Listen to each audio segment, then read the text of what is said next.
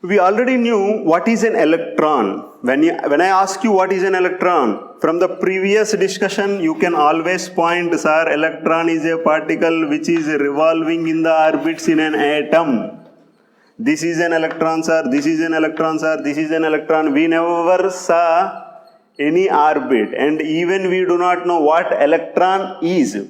We may read, but we are not able to perceive this electron with our physical eye. But still we can say we heard about the electrons, we read about the electrons, we knew about the electrons. But now I am distinguishing this electron as bounded and free electrons. Until now we had electron. But what is this bounded electron and what is this free electron? In the atom, when an electron is revolving in an atom, it has to revolve in an orbit. If I ask the question, why this electron is revolving in an orbit? Answer is because of nuclear force. Who are making this electron to revolve in this orbit? Sir, protons are there in the nucleus and neutrons are there in the nucleus. Protons are positively charged particles and neutrons are neutrally charged. These particles are making the electron to revolve around the nucleus with the strongest nuclear forces, which are very stronger than even our gravitational force.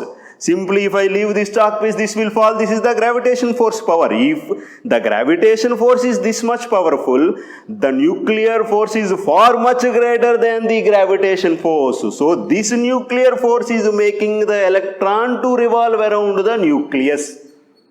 Sir, is the electron in the second orbit also is revolving because of the nuclear force only? Obviously.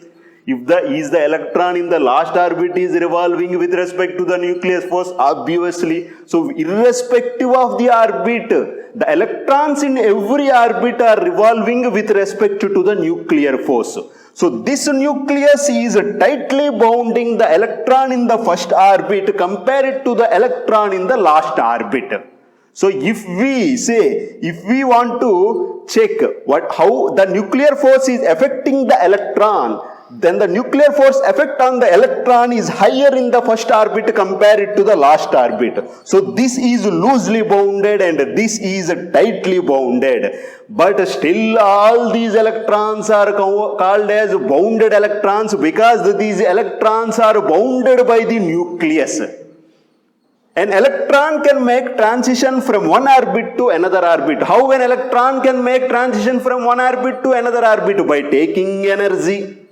So if we give some energy, which energy I can give? Either you can give sound energy, or you can give light energy, or you can give the temperature from the sun. When you give the energy, the electron transits from one orbit to the next orbit. Thank you for giving the energy. I will transit from one orbit to the next orbit. If you give more energy, it will transit from the second orbit to the next orbit. If you give more energy, then this electron comes out of the atom. This electron is called as a free electron because this electron is free from all the nuclear forces. So this is not bounded. That's why when an electron is coming out of the atom, this is called as a free electron. Until now you heard about the electron, but now you are distinguishing the electrons as a bounded electron and a free electron. An electron which is revolving inside the atom is called as a bounded electron. Whether it is revolving in the last orbit, whether it is revolving in the first orbit, it does not matter to us. An electron, if it is revolving in an atom, it is a bounded electron. If the electron comes out of the atom, why the electron comes, sir? Because of energy. Which energy you are giving? Irrespective to me. Whether I can give the sound energy, I am talking. With this sound energy, many electrons are coming out of the atom. Or I can give the light energy, or I can give the temperature. So the electron comes out only when we give the energy. Similarly, an electron transits from the higher orbit to the lower orbit by releasing energy. So this electron at one point of time thought, I want to release energy. In which form, sir? I want to release energy in the form of light. Okay, give me some light. Then we are observing the light. That is the beauty. When we see the light, that is because of the transition of electron from one orbit to another orbit. So when an electron transits from the higher orbit to the lower orbit, it releases energy. That's how you see the LEDs. The light is coming from the LEDs because of the electron transition from the higher orbit to the lower orbit, if you think. Then that energy is released. So when an electron is transiting from the lower orbit to the higher orbit, then it has to gain energy and it can move to the lower orbit to the higher orbit. And when an electron is transiting from higher orbit to the lower orbit, it has to release the energy. So electron transiting from lower orbit to higher orbit, it has to definitely gain the energy and it has to move. When an electron transits from the higher orbit to the lower orbit, it has to release energy in some other form. Because of the energy difference only, these different electrons are revolving in different orbits. Now, for which electron it is easy to come out? For the last electron. So the electron in the last orbit is called as valence electron, because this orbit is called as valence orbit.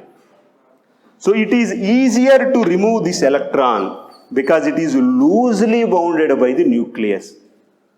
There is no doubt this electron in the last orbit is a bounded electron, but compare it to the electrons in the previous orbits, this electron is loosely bounded by the nucleus.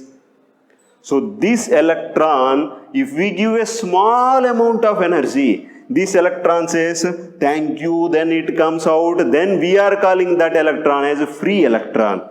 These free electrons are how much time this free electron remains outside the atom. That depends on whether the electron, after coming out, that electron does not stay at one position. That electron moves from one place to another place. So it loses energy. Because it is moving from one place to another place, it is consuming some energy. So the electron energy is decreasing. Because the electron energy is decreased, again the nuclear forces are attracting the electron. Again it comes into the atom. So an electron is coming out of the atom because of the energy that is gained by the electron.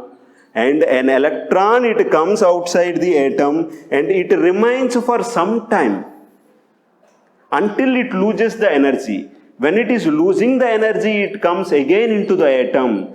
So a bounded electron is becoming a free electron when it is getting energy. And when it is losing energy, again this free electron is becoming a bounded electron. This process is happening continuously in this chalk piece. So in this chalk piece, during my lecture, many free electrons came. And many free electrons became bounded electrons. In the meanwhile, losing energy, they became the bounded electrons.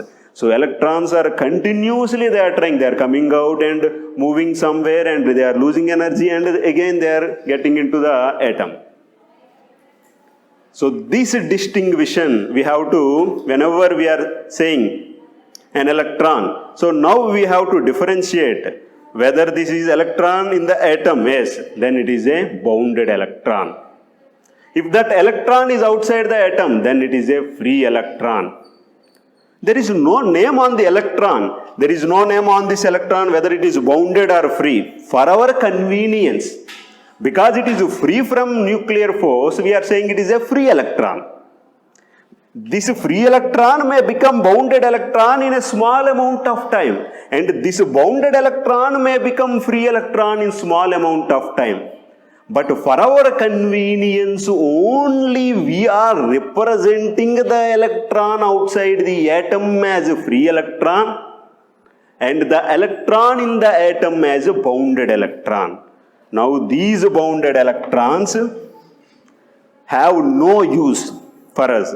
We will discuss next how these free electrons we can use. Okay. So as of now you have understood Whenever now you are saying whenever electron means when I ask the question whether it is bounded electron or free electron, sir, whether this electron is in the atom, yes, it is in the atom, but it is in the last orbit.